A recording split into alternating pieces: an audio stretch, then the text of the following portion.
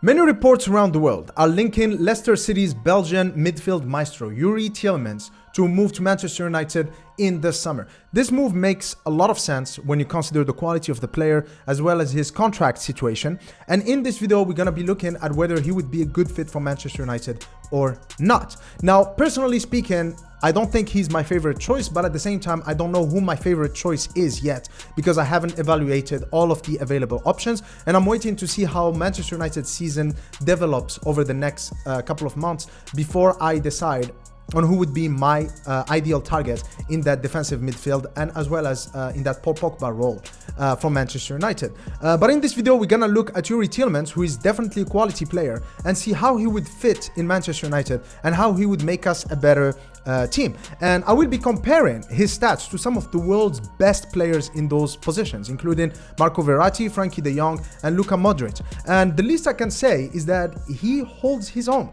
He's pretty good. Like he's not out of place in the company of greats, and that's what we're gonna be looking at in this video. Now, before I get started, I just want to say that I'm starting a new series on this channel where I'll be looking at many players, some of whom are linked with Manchester United and others who I just appreciate and I would love to see play in a Manchester United shirt, and I'll be analyzing them in videos like this one. So if you'd like to see your favorite player feature in one of these videos, all you have to do is just post a comment on any of my videos with the player's name in it, and then I'm gonna make that video and I'm gonna credit you in the video. Now, by looking at the heat map, we can see that Youri Tielemans, in terms of his movement and where he tries to make as much impact on the pitch, is similar to how Luka Modric, Marco Verratti, Dahoud, and Frenkie De Jong play. These players are roaming playmakers. They move all around the pitch, they like having the ball at their feet, and they try to impact the game as much as possible.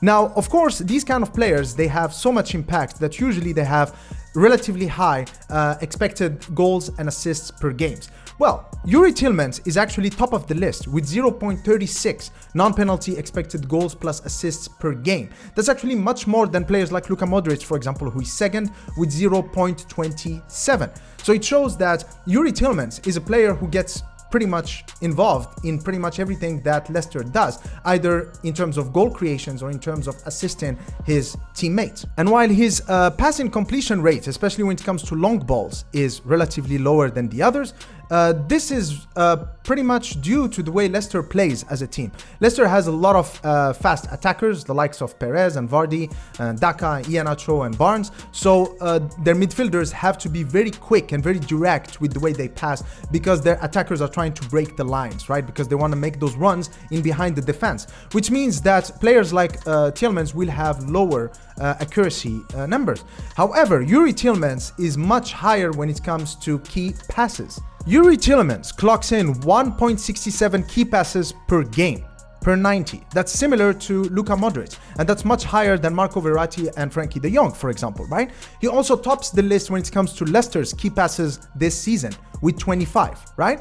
What a key pass is, think about it as a failed assist. If I pass the ball to you and you score and shoot, that's an assist. If I pass the ball to you, you score and you miss, that's a key pass. That means that Youri Tielemans, every game, he has the potential of creating 1.62 games. That's huge. And that's slightly more than Luka Modric and way more than Marco Verratti and Frenkie De Jong. So he is really a smart player, because even though his accuracy is not very high because Leicester plays a more direct, faster kind of game, high tempo kind of game, he still clocks in some very good numbers where it matters. That means that the quality of his delivery, that means when he is accurate, he is accurate. That means when he's accurate, Leicester has a very good chance to actually score a goal.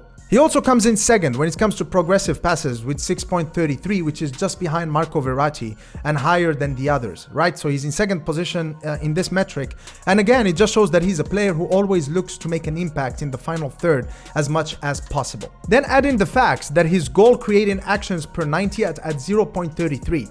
Modric is at 0.50. So 0.33 is already pretty good, and it's higher than Verratti and Frenkie De Jong. So that means he is involved in pretty much everything that Leicester does in the attacking third. He is a creative force. And at Manchester United right now, while we do have Bruno Fernandes occupying that role in the most advanced position as far as midfielders are concerned, in the deep lying playmaker role, we do not have anyone who has these numbers. Scott McTominay doesn't, Fred doesn't, Matic doesn't, and even Pogba doesn't. I mean, he had those 7 assists in the beginning of the season, but when you consider his consistency since his move in 2016, he has never matched these numbers. So Youri Tielemans would be an improvement on that as well. But of course, players playing in this position don't have to just create, they have to also defend and shield the back four, right? Well, in this area, Youri Tielemans is also pretty good, with 1.53 tackles won every game, which is not too shabby, right? And he adds in another 1.42 interceptions per game, which is actually pretty good for a player of this caliber,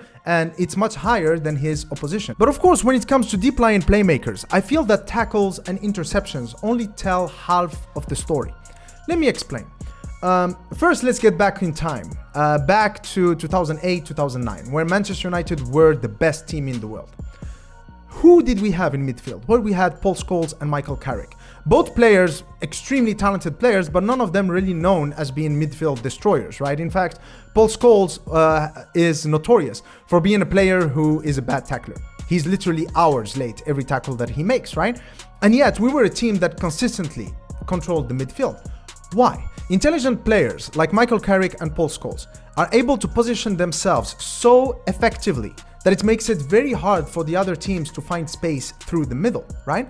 But also the idea of control is not just about winning the ball back, because winning the ball should not be the job of one person. It should be a team effort.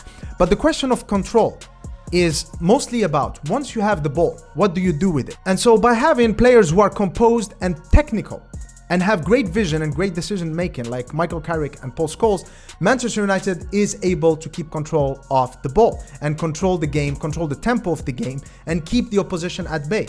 That's how players like Pirlo did it, players like Xavi, like Seedorf, like Xavi Alonso, right? So the idea of control is not necessarily about having a midfield destroyer, but about having technical and intelligent players in midfield. And Youri Tielemans is definitely one of those. So when you factor in Youri Tielemans' ability, as well as his contract situation, his contract expires in 2023. Leicester will definitely have to sell this summer. I'm sure that they already have a replacement lined up for him. So he would be available for anywhere between 30 to 40 million pounds, which makes a good bargain for a very good player who is just 24 and who's yet to enter his peak years. But also he's a very versatile player. He plays as a defensive midfielder, but also as a central midfielder, attacking midfielder, and for Belgium he's also played on the left and on the right. So he could be a Paul Pogba replacement as well as a number 6. And to me, this is more of a sensible transfer than, let's say, someone like Ruben Neves, for example. And so I am very excited to see Manchester United linked with these players, because this is a transfer that to me just makes sense. I'm not saying he would be my number 1 option, but I'm just saying that if tomorrow Manchester United signed Youri Tielemans, I would be happy.